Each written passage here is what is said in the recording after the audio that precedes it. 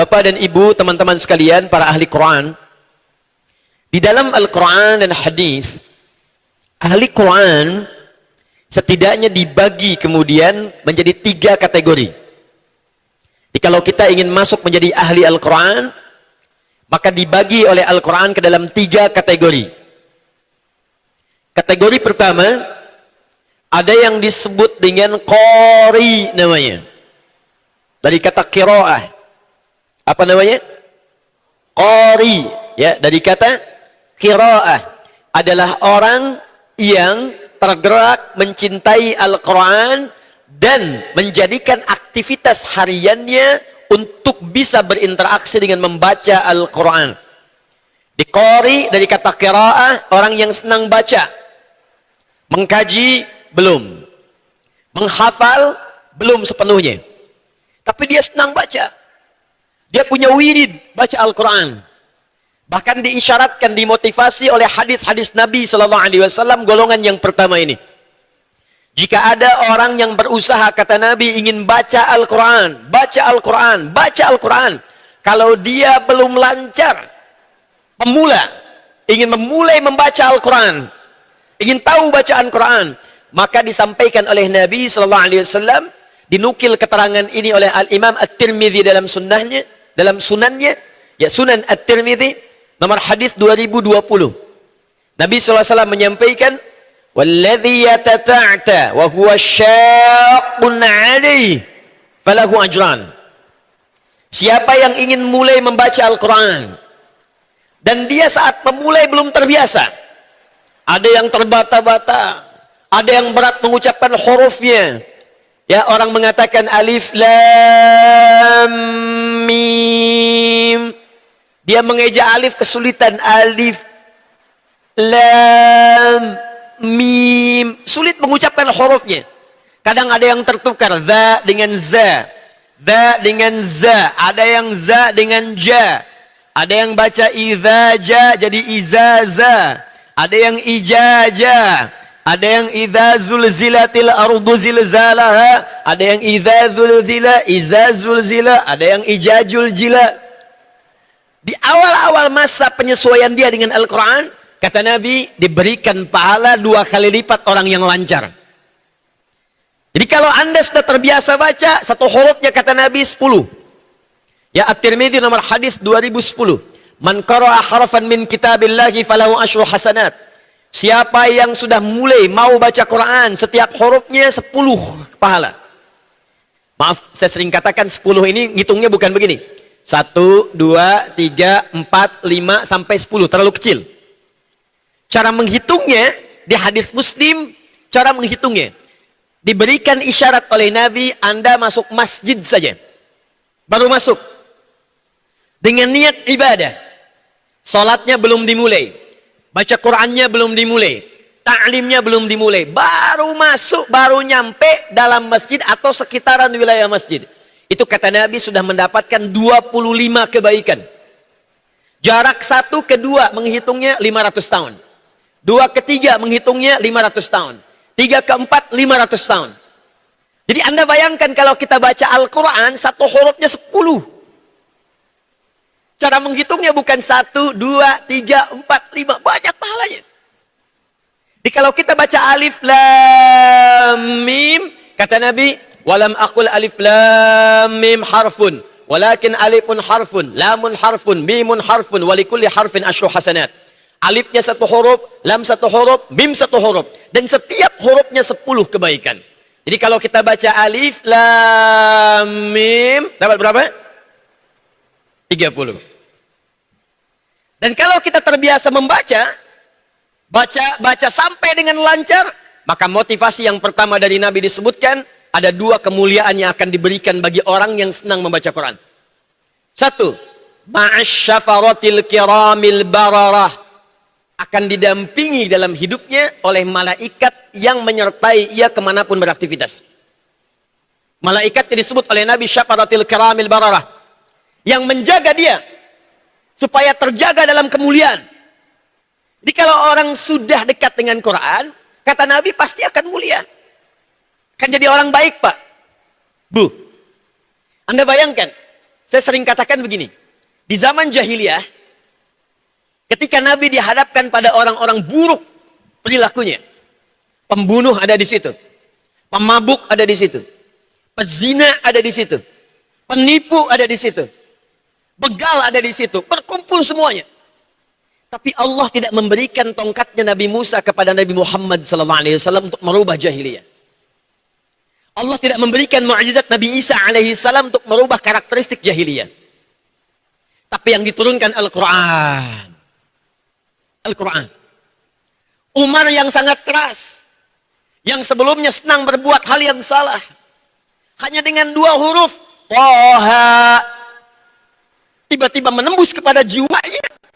Diteruskan ayatnya, Ma anzalna alaikal Qur'ana litashqa, sampai ke relung tubuhnya mengucapkan asyhadu an la ilaha illallah wa asyhadu anna Muhammadar Rasulullah. Hanya dengan kalimat Thaha, jahiliyah berubah menjadi khairu ummah. Jundub bin Junadah, Bilal, Abu Bakar As-Siddiq, Abdurrahman bin Auf, Utsman bin Affan, sahabat-sahabat mulia. 12.000 orang kemudian ketika Nabi SAW mendapatkan sahabat-sahabat itu. Jadi semua jadi baik. Dan turun Quran surah ketiga Ali Imran ayat 110. Paling kiri sebelah atas di mushaf. Kuntum khaira ummatin ukhrijat linnas. Kata Allah, kalau kalian sudah dekat dengan Quran, rajin mengamalkan isi Quran, rajin baca Al-Quran, maka akan merubah kalian menjadi manusia terbaik yang pernah dilahirkan untuk manusia. Jadi maaf. Kalau ada orang rajin baca Quran, dekat dengan Al-Quran, tapi belum bisa membuat dia jadi baik, berarti ada yang salah dengan cara bacanya. Karena itu bagian pertama, ayo bikin kurikulum. Ya, kalau ada yang belum mendekat dengan Quran, kata Nabi, kalau ingin jadi orang baik, ayo buka Quran. Pelajari Quran. Baca, bikin kurikulum dalam sehari. 1 hari 1 juz, 30 hari 30 juz. Kalau belum bisa 1 juz, kata Nabi, pilih surat-surat berikut. Yang ingin rizkinya dimudahkan, Al-Waqi'ah. Yang ingin jasadnya dijaga di alam kubur, Al-Mulk. Yang ingin dilindungi di hari kiamat dengan 2 awan. Saat panas luar biasa menerjang, kemanapun Anda berjalan, ada 2 awan yang menaungi. Ka'annahuma ghamamatan, Al-Baqarah dan Ali Imran. Jadi ini bagian pertama. Buka kitabnya Al-Imam An-Nawawi. Judul kitabnya At-Tibyan fi Adab Hamalatil Quran. Kalau Anda punya terbitan Darun Nafais yang berwarna kuning, buka halaman 52, paling kanan di pertengahan. Imam An-Nawawi memasukkan kemuliaan orang yang seringkali punya wirid baca Quran setiap harinya pada kitabnya At-Tibyan fi Adab Hamalatil Quran. Orang-orang yang dekat dengan Al-Quran. Saking dekatnya di situ beliau kisahkan. Ada 1 orang salaf di masa lalu yang punya wirid baca surah Al-Baqarah sebelum tidur. Di setiap mau tidur, Al-Baqarah. Setiap mau tidur, Al-Baqarah. Saking dekatnya dengan surah ini, 1 kali lelah tertidur, belum sempat baca suratnya. Kemudian ketika tertidur itu dia bermimpi. Bangun dia, kaget. Tiba-tiba tangannya mengenai kawannya yang sedang tertidur juga. Kawannya ikut kaget kemudian bangun. Dia berkata, "Ma bika ya rajul? Kamu kenapa?" Kata orang ini, "Laqad ra'aitu fil manam natuhatnil baqarah." Barusan saya mimpi, saya diseruduk Al-Baqarah. Sapi betina. Saking dekatnya dengan Al-Baqarah karena sering baca, dibangunin. Kamu belum baca saya. Ini kategori yang pertama. Kalau Anda sudah menjadi bagian orang yang senang baca Quran, maka kemuliaan pertama, Anda akan diiringi oleh malaikat yang menjaga Anda dalam kebaikan. Di ahli Quran itu kalau rajin baca aja, dijaga oleh Allah. Jangan berkata yang kotor karena lisanmu terbiasa baca Quran. Jangan mendengar yang kotor karena telingamu terbiasa mendengar Al-Quran. Jangan melangkah kepada maksiat karena kakimu mulai dibimbing oleh kalimat-kalimat Al-Quran. 1. Ahli Quran. Nah, kalau sudah bisa lancar yang pertama, fokus. Maka naik tingkatlah pada yang kedua. Naik. Jangan bertahan di situ. Walaupun tidak salah kalau Anda pun terus ingin menjaga bacaan. Silahkan terus baca, jangan berhenti. Tapi naikkan levelnya pada yang kedua. Disebut tilawah Al-Quran. Satu, qiraah. Dua apa? Tilawah. Tilawah punya 3 arti, cepat. Satu, baca. Dua, memahami apa yang dibaca. Tiga, mengamalkan apa yang telah dipahami itu. Secara singkat, baca, pahami, amalkan. Jadi kalau lancar sudah baca, sudah kita lancar makharijul hurufnya, sifat hurufnya, gharib muskilahnya, lancar bacanya, menitnya sudah mulai menipis. Tadinya baca Quran 60 menit, 1 juz, sekarang sudah mulai 40 menit, sudah mulai 30 menit, ada yang 20 menit, maka naik tingkat kemudian kepada tilawah, kata Al-Quran. Saya tanya sebentar, fokus baik-baik. Wahyu pertama turun bunyinya apa? Iqra, dari kata qiraah. Kenapa bunyinya Iqra? Karena Iqra itu sekedar baca, tidak menuntut paham. Kenapa turun Iqra ya Muhammad? Baca, Iqra, baca. Kenapa menggunakan kata Iqra? Karena Nabi Muhammad itu jangankan paham, baca aja belum bisa. Makanya turun dengan kalimat Iqra, supaya dibimbing oleh malaikat bisa mengikuti bacaan. Tapi setelah lancar bacaannya, lancar, saking lancarnya ingin cepat menghafalkan apa yang turun. Turun Quran surah ke-75 ayat 16 sampai dengan 18. La tuharnik bihi lisanaka lita'jala bi. Inna alaina jam'ahu wa qur'ana. Fa idza qara'nahu fattabi' qur'ana. Kata Allah, ya Muhammad sallallahu alaihi wasallam, jangan cepat-cepat engkau gerakkan lidahmu sekedar untuk bisa cepat mengikuti bacaan supaya cepat menghafalkannya. Kamu ikutin saja malaikat yang bacakan, kamu ikuti karena sekarang kamu sudah lancar bacaannya. Biarkan kami yang tanamkan bacaan itu dalam jiwamu. Awalnya susah. Iqra ma'ana biqari. Baca, saya nggak bisa baca. Iqra ma'ana biqari. Saya nggak bisa baca. Ketika berusaha, lancar baca. Kata Allah, jangan cepat-cepat. Ini menunjukkan, kalaupun sudah lancar baca, hati-hati. Jaga bacaan, jaga makhraj, jaga sifat huruf. Jangan sampai ingin cepat menghatamkan, tapi hilang makna yang dibacakan. Tapi setelah lancar bacaan lancar, Al-Fatihah sudah lancar, ayat-ayat surat-surat yang pertama kali turun sudah lancar, yang juz amma sudah lancar, maka apa yang diturunkan oleh Allah setelahnya? Buka Quran surah ke-29 ayat ke-45. Dari kata Iqra, qiraah, berubah kalimatnya menjadi kata yang kedua. Utslu ma uhiya ilaika minal kitab wa aqimis shalah. Innas salata tanha 'anil fahsya wal munkar. Fokus baik-baik, saya pelankan suara saya. Utslu. Teman-teman silahkan cek di mushaf. Pasti diterjemahkan dengan bacalah. Quran surah Al-Ankabut ayat 45. Utslu, bacalah. Tadi wahyu pertama yang turun apa bunyinya? Iqra. Coba cek lagi terjemahannya. Quran surah 96 ayat 1. Pasti bunyinya sama. Bacalah. Iqra, bacalah. Utslu, bacalah. Kalau dua-duanya sama artinya, kenapa kalimatnya beda? Yang pertama tadi Iqra dari kata qiraah. Cuma baca, tidak dituntut memahami. Tapi kalau sudah menggunakan kata utslu, berasal dari kata tilawah yang punya 3 arti. Utslu, dari kata tilawah. 1 baca, 2 pahami, 3 amalkan apa yang telah dipahami itu. Perhatikan, setelah turun Iqra, lancar bacaan. Lancar. Yang lancar bacaan ini diperintahkan dibawa dalam sholat. Karena itu ayat ke-45 di surah 29 ini, itu ayat yang mengawali perintah sholat. Wa aqimis sholat, tunaikan sholat. Inna sholata tanha 'anil fahsya'i wal munkar. Sholat yang dikerjakan dengan benar bisa mencegah perbuatan keji dan mungkar. Tapi tahukah Anda bagaimana cara memulai sholat itu? Kata Allah sebelum Anda sholat, ya Muhammad, sebelum kamu sholat, utslu, dari kata tilawah. Baca dulu bacaan-bacaan sholat itu.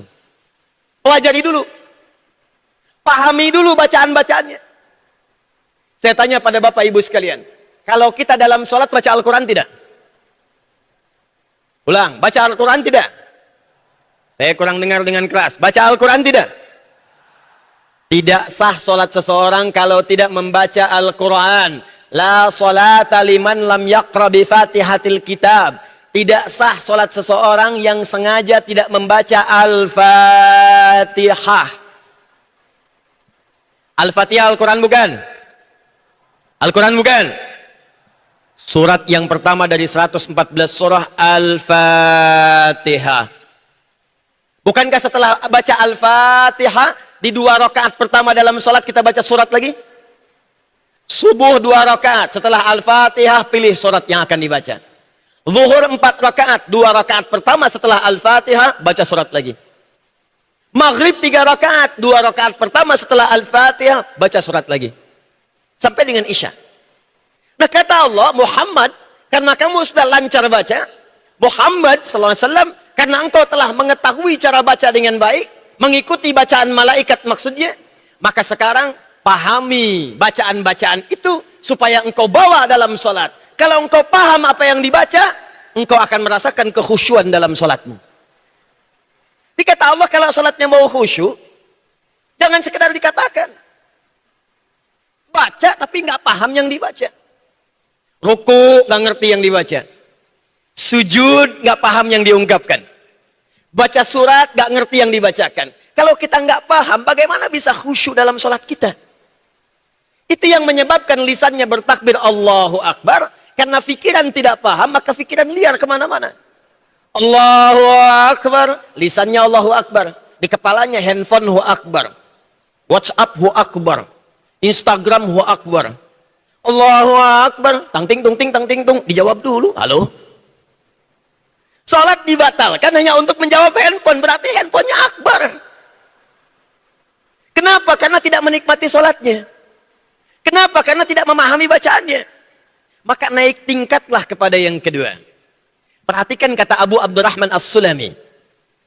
Beliau salah seorang periwayat hadis yang banyak meriwayatkan tentang hadis-hadis kemuliaan ahli Quran. Anda cek di Al-Bukhari nomor hadis 4719 di antara hadis yang diriwayatkan oleh Abu Abdurrahman As-Sulami. Imam Al-Bukhari menerima dari Hajjaj bin Minhal. Hajjaj bin Minhal menerima dari Syu'bah. Syu'bah menerima dari Alqamah bin Marthad. Alqamah bin Marthad menerima dari Sa'ad bin Ubaidah. Sa'ad bin Ubaidah menerima dari Abu Abdurrahman As-Sulami.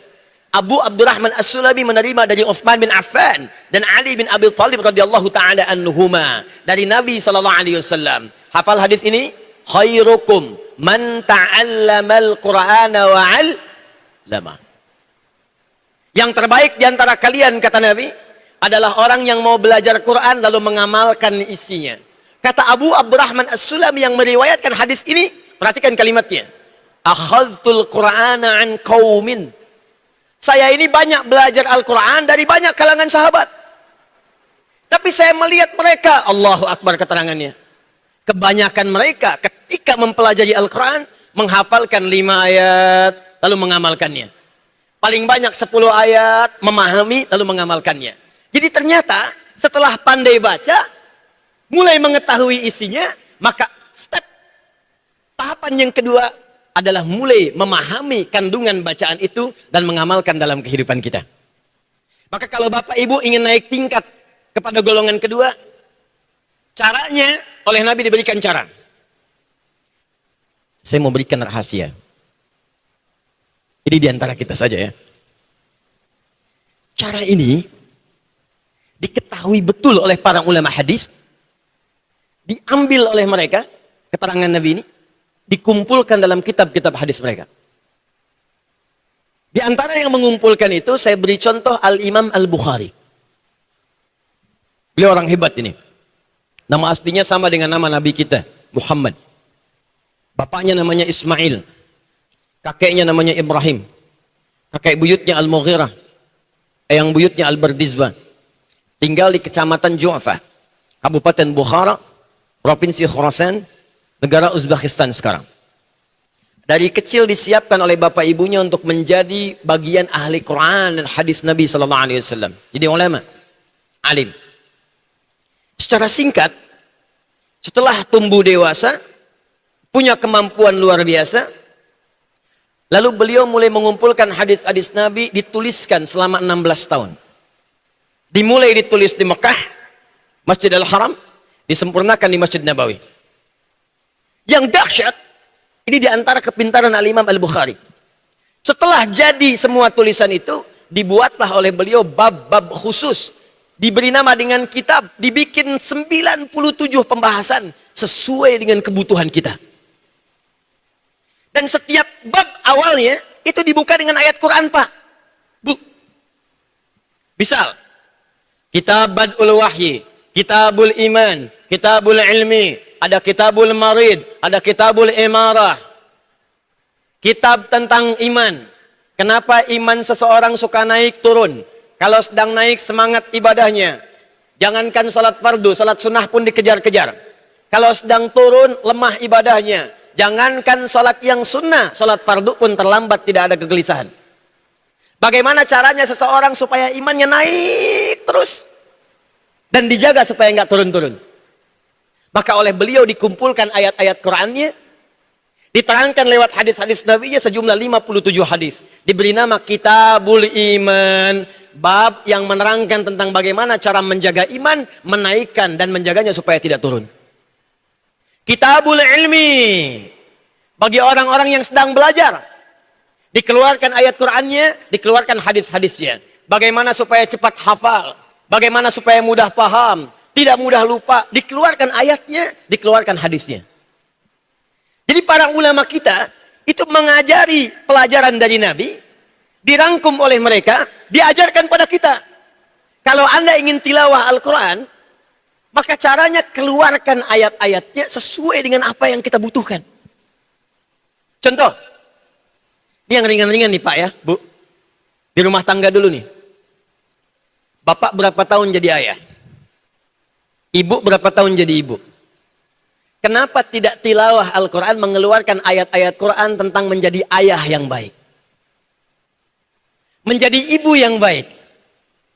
Tilawahin sebulan aja. Demi Allah saya katakan, ketika Anda keluarkan ayat-ayat itu, tenang kehidupan rumah tangga. Di situ ada bagaimana caranya berkomunikasi dengan baik. Membagi hak dan kewajiban suami istri. Quran surah 4 ayat 34. Kalau masalah nggak tuntas, bagaimana menyelesaikannya? Quran surah 4 ayat 35. Bagaimana cara mencari rizki? Quran surah kedua ayat ke-168. Bagaimana kalau baru bergerak, rizkinya cepat didapatkan? Quran surah kedua ayat 172. Ada yang belum bergerak, rizkinya sudah datang. Quran surah ke-7 ayat 96. Dibagi. Ada semuanya. Anda yang di pemerintahan, kenapa nggak mengeluarkan ayat-ayat birokrasi? Ayat-ayat diplomasi. Hadisnya ada, disebut oleh Al-Imam Al-Bukhari, Kitabul Imarah, bimbingan dari Nabi bagaimana menata pemerintahan yang baik. Anda yang pedagang, pebisnis, kenapa nggak mengeluarkan ayat-ayat bisnis dalam Al-Quran? Ini ayatnya. Ayat tentang berlaku adil, ayat tentang berdagang yang benar, ayat tentang kejujuran, ayat jangan curang, ayat menghindari riba, hadisnya jelas. Demi Allah saya katakan, sekarang yang meriset ayat-ayat ini orang-orang Yahudi dan mereka mempraktekannya. Dan semua orang yang mengamalkan ini sukses. Nggak ada yang kembali modal, semua kembali untung. Itulah tilawah. Ketika kita bisa mengupgrade menjadi tilawah, maka kemuliaannya melebihi yang pertama qiraah. Majtama'a qaumun, hadis Muslim, majtama'a qaumun fi baitin min buyutillahi. Tidak pernah ada orang kumpul di satu rumah, di rumah-rumah Allah, yatsluna kitab Allah, yang meniatkan tilawah kitabullah Al-Quran. Niatnya tilawah. Belajar apa makna surat Ad-Duha, apa makna surat Al-Insyirah, apa makna surat An-Nas. Tilawah niatnya. Wa yatadarasuna fima bainahum, kemudian diskusi. Dibahas pendapat ulama, dibahas kemudian hadis-hadis nabinya. Illa, kecuali akan diberikan 4 kemuliaan yang tidak diberikan kepada yang qiraah. Hanya tilawah saja. 1, ghasyiyat humur rahmah. Sepanjang orang itu tilawah Al-Quran, maka rahmat Allah akan diliputkan di atas kepala mereka sampai mereka selesai tilawahnya. Allahu Akbar. Pak, Bu, pernah nggak duduk misalnya kan? Ya kita ambil sedikit sama keluarga berdua. Suami istri dengan anak, bahas 1 ayat saja. Bismillahirrahmanirrahim. Apa artinya? apa maknanya, apa tafsirnya. Itu saat Anda sedang mengkaji itu, rahmat Allah diliputkan di atas kepala orang-orang itu sampai dia selesai tilawahnya. Walaupun cuma satu ayat. Ini yang bicara Nabi. Wahafathumul malaikah, dikelilingi malaikat. Walaupun yang tilawah cuma Anda, suami dan istri, itu malaikatnya mungkin lebih daripada 2, 3, 4, 5. Cuman kan malaikat sifatnya gaib, nggak ditampakkan. Kalau tampak, nggak jadi tilawahnya. Alhamdulillahi Rabbil Alamin. Kepak kelihatan. Siapa ya Pak ya? Ya siapa ya? Siapa? Malaikat maut. Nggak jadi. Malaikat hadir. Ghasyiyathumur rahmah. Nazalat alaihimus sakinah. Ditanamkan ketenangan. Orang sering tilawah itu kata Nabi hatinya tenang Pak. Bu. Lagi gelisah baca Al-Insyirah, Alam Nashrah Laka Sadrak. Dibaca kemudian tafsirnya, hatinya tenang. Rizki belum datang, dikaji lagi ayatnya, baca lagi, kaji, hati tenang. Malaikat datang, rahmat dinaungkan, hati tenang. Yang terakhir yang keempat, wa dzakarahumullahu fiman indah. Orang yang senang tilawah, saat dia tilawah disanjung-sanjung oleh Allah pada semua makhluk yang ada di sekitaran Allah di arasy-Nya. Sampai tilawahnya selesai. Jadi yang kedua, kalau sudah lancar qiraah kita, upgrade. Naikkan pada yang kedua. Tilawah, walaupun belum hafal 30 juz. Coba. Ahli Quran itu Pak, Bu. Kalau kita wafat sedang tilawah, statusnya ahli Al-Quran. Gelombang pertama, belum sampai tilawah, pengen lancar bacaan dulu. Ikut tahsin, ikut tajwid, pengen bisa baca, belum menghafal. Wafat saat membaca, jadi ahli Al-Quran. Jadi ahli Al-Quran itu, awas jangan salah paham. Ahli Al-Quran tidak pernah disebutkan oleh Nabi spesifik yang hafal 30 juz saja, tidak. Tapi dia bisa jadi pembaca Al-Quran yang senang baca. Pecinta Al-Quran yang mendalami isi kandungan Al-Quran. Ketiga, ini puncak pembahasan kita dalam pengantar ta'lim kita hari ini. Ini puncak tertingginya. Ini puncak kemuliaannya. Dan pahalanya lebih dibandingkan dengan yang pertama tadi. Melebihi kemuliaan dengan yang kedua tadi. Jika Anda mampu menjadi yang ketiga ini, Bapak Ibu. Pertama, orang ini akan dimuliakan selama hidup di dunia. Dan barokahnya, barokah orang ini bukan hanya untuk dirinya saja, tapi untuk lingkungan sekitarannya. Kalau Anda bisa baca Quran lancar, mungkin manfaat untuk Anda saja. Yang lain belum tentu. Kalau Anda bisa tilawah Al-Quran, manfaatnya terbatas. Belum tentu banyak orang. Tapi kalau Anda bisa menjadi yang ketiga ini, Allahu Akbar. Ibu bapak Anda akan disanjung. Keluarga Anda akan ikut terhormat. Kemuliaan akan diturunkan saat di dunia. 1. Nanti saya beri contoh. 2. Jasadnya dijanjikan oleh Nabi SAW akan dijaga di alam kubur, tidak akan pernah dimakan tanah. Sampai hari kiamat. Dijaga di alam kubur. 2. 3. Dijanjikan oleh Allah langsung di dalam Al-Quran, pada saat nanti dihisab di hari kiamat, saking ringannya hisab, diperintahkan langsung oleh Allah, dipakaikan di badannya jubah sutra kemuliaan, dipakaikan di tangannya gelang-gelang emas kehormatan. Turun ayatnya. Kemudian sebelum dia masuk surga, dimintakan oleh Qurannya, ya Allah berikan perhiasan kepada dirinya untuk membedakan dia dengan orang-orang yang beramal selain amalan ini. Lalu yang paling dahsyat, ini yang hebat. Allah memanggil kedua orang tuanya. Ibu yang telah mengandungnya. Bapak yang telah merawatnya. Dipanggil kemudian, kalau dia beriman, beramal soleh, lalu diberikanlah mahkota di tangan anak ini, untuk dipakaikan di kepala kedua orang tuanya, di hadapan semua penduduk langit dan bumi yang hadir pada saat itu. Jadi kalau Anda dimuliakan di dunia, di Jakarta ini, belum tentu di Bandung melihat kita. Dimuliakan se-Indonesia, belum tentu di Brunei mengetahui kemuliaan kita. Dimuliakan se-Asia, Belum tentu di Amerika mengenal kita. Tapi amalan yang ketiga ini langsung dimuliakan oleh Allah, disaksikan oleh semua penghuni langit dan bumi seketika. Dan puncaknya, dimintakanlah kemudian orang ini untuk menggandeng bapaknya, ibunya, pasangannya. Kalau dia laki-laki, menggandeng istrinya perempuan. Kalau dia perempuan, gandeng suaminya laki-laki. Lalu kemudian diikuti oleh keluarga besarnya di belakang. Diminta oleh Allah jadi pemimpin keluarga besarnya untuk masuk ke dalam surga. Turun Quran surah ke-13 ayat 23 sampai 24. Jannatu adnin yadkhulunaha. Ada ahli Quran penghafal Al-Quran. Penghafal Al-Quran. Jannatu adnin yadkhulunaha. Ada penghafal Al-Quran yang benar menghafalnya, kata Allah. Aku akan berikan kesempatan ia masuk surga lewat surga Aden. Dan akan memasuki semua pintu surga yang aku siapkan. Jadi ada orang yang masuk pintu Ar-Rayyan saja ahli puasa. Ada orang masuk pintu tahajud ahli tahajud. Ada orang masuk pintu sedekah ahli sedekah. 8 pintu surga. Tapi ahli Al-Quran, kata Allah, yang ini dia akan masuk ke semua pintu surga itu lewat surga Aden. Ayatnya belum selesai. Wa man salaha min abaihim, bapaknya yang saleh, ibunya yang saleh, yang sabar mendidik anaknya jadi ahli Quran. Yang sabar menghafal Quran bersama anaknya. Bapaknya belum hafal, anaknya hafal. Bapak cuma 1 juz, anak 30 juz.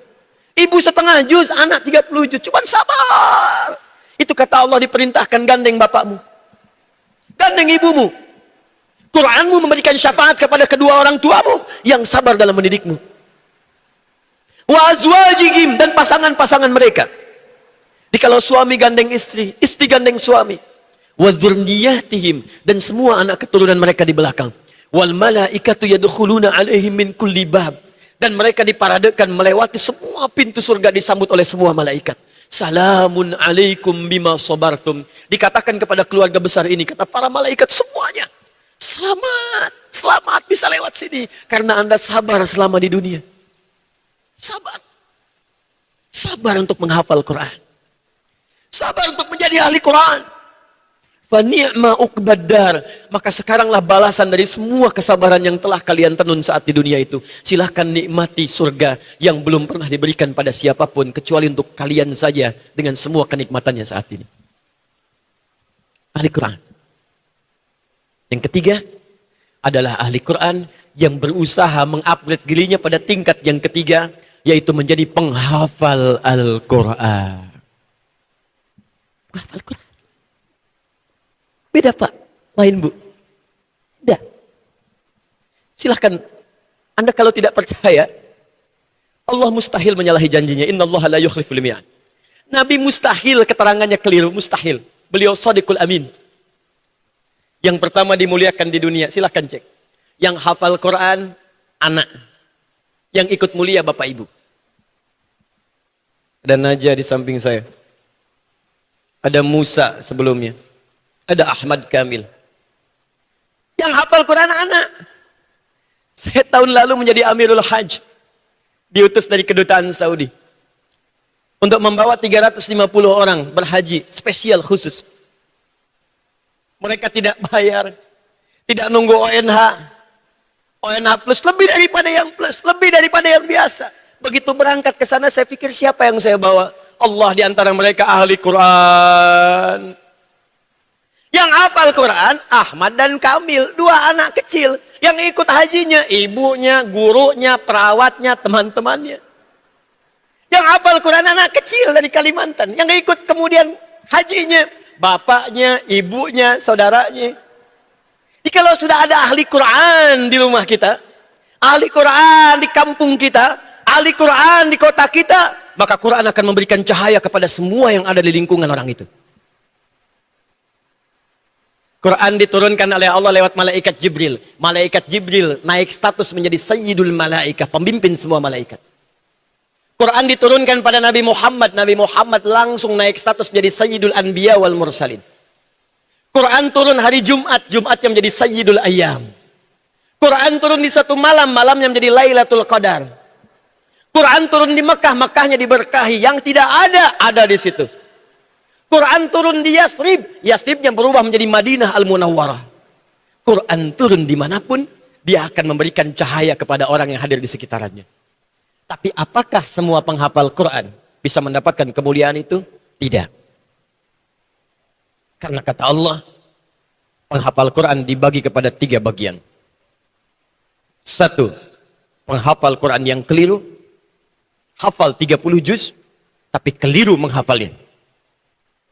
Bukan keliru bacaan, bacaannya fasih, benar makhrajnya, benar sifat hurufnya, sempurna, nggak ada yang salah. Cuman sayang kata Allah, ada yang zalim dalam perilakunya. Nanti kita baca ayatnya. 2, penghafal Quran yang baru bisa menghafal, belum bisa beramal. 3, ini yang sedang kita akan capai insya Allah.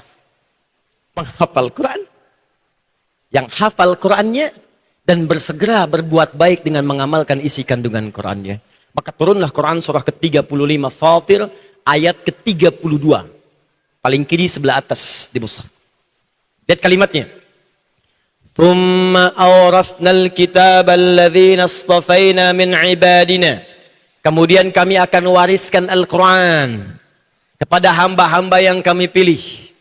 Kalau ada kalimat seperti ini, maksudnya bukan batasan. Maksudnya Anda jadilah bagian orang yang elit ini.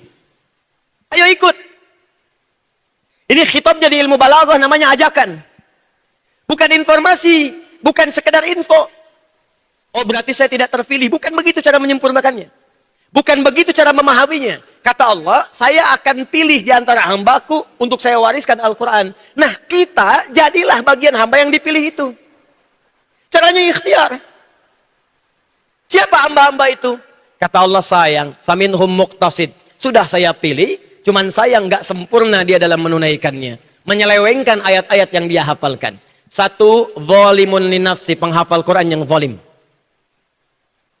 Zalim menempatkan sesuatu bukan pada tempatnya. Gelas untuk minum, gayung untuk mandi. Ada orang minum pakai gayung, mandi pakai gelas. Zalim. Ada orang hafal qul huwallahu ahad, Allahus samad. Qul huwallahu ahad, katakan hanya Allah Tuhan yang esa. Hafal suratnya. Sempurna bacaannya, nggak ada yang salah. Kemudian makhrajnya, sifat hurufnya, madnya, wakaf ibtidaknya, sampai gharib muskilahnya, nggak ada yang salah. Cuman sayang hafalan itu tidak digunakan dalam hidupnya. Lisannya bisa mengatakan semua agama sama, menuju pada Tuhan yang sama. Cuman caranya beda-beda. Zalimun li nafsi. Jadi tidak sama antara perkataan dengan perilaku, tidak sama antara perilaku perkataan dengan ayat Quran yang dia hafalkan. Zalim. Nah, yang begini kita doakan. Ajaran kita mengajak, bukan mengejek. Saya tidak pernah mengajarkan Anda untuk mengejek orang lain. Ya, merangkul bukan memukul. Ada orang salah, mungkin kurang ilmu, kita luruskan, sampaikan sudah. Doakan dengan baik supaya dia berubah. Apa ada di antara kita menginginkan saudaranya masuk neraka? Jangan cari musuh ya. Cukup setan jadi musuh kita sudah berat. Jangan cari yang lain. Cukup 1 saja, setan sampai hari kiamat. 2, wa minhum muqtasid. Ada penghafal Quran yang paket hemat. Paket hemat untuk dirinya saja, belum bisa berbagi. Ngapalin, terus murajaah, mojok-mojok di pinggir masjid, dekat tembok, gitu kan? Allahu la ilaha illa wal hayyul qayyum la ta'khudhu sinatun wala naum beneran tidur dia. Allah tak tidur, dia tidur gitu kan, kena AC. Tapi diminta jadi imam, Pak silakan jadi imam. Aduh saya belum mampu. Padahal hafal. Itu muqtasid, paket hemat. Yang ketiga, ini yang hendak kita capai insya Allah. Siap? Siap insya Allah? Wa minhum sabiqum bil khairati biiznillah. Penghafal Quran yang benar, walaupun dia belum hafal 30 juz.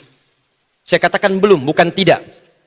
Awas, walaupun dia belum hafal 30 juz, tetap disebut oleh Allah sebagai seorang penghafal Quran. Kalau dia berusaha menghafal Quran sampai dia wafat, hafal. Sabiqum bil khairati biiznillah. Dengan izin Allah, dia cepat mengamalkan ayat-ayat yang telah dia hafalkan itu untuk berbuat baik. Di penghafal Quran yang benar itu, Pak, walaupun belum paham isinya yang dihafalkan, karena dia mengandung Al-Quran. Al-Quran dikandung dalam perutnya, dimasukkan lewat lisannya. Karena masuk ke hatinya, maka dibimbing semua tubuhnya oleh Al-Quran. Begitu melihat ayat mata, hadir membimbing matanya.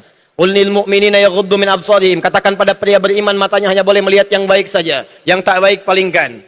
Ketika dia akan bicara ayat Quran tentang lisan, membimbing lisannya. Ya ayyuhalladzina amanu la yaskhar qaumin qaum. Hei orang-orang beriman, jangan gunakan lisanmu untuk pandai mencela orang lain. La yaghtab ba'dukum ba'da, jangan saling bergosip satu dengan yang lainnya. Membimbing langkah kakinya, wala tamshi fil ardi maraha. Jangan engkau berjalan dengan sombong di muka bumi. Maka pejabat yang ahli Quran gak akan sombong. Pebisnis yang ahli Quran kaya tapi tak sombong. Ustadz yang ahli Quran banyak ilmu tapi tak sombong. Pelajar yang ahli Quran pintar IPK 4 tapi tak sombong. Baik semua. Menghafal Quran.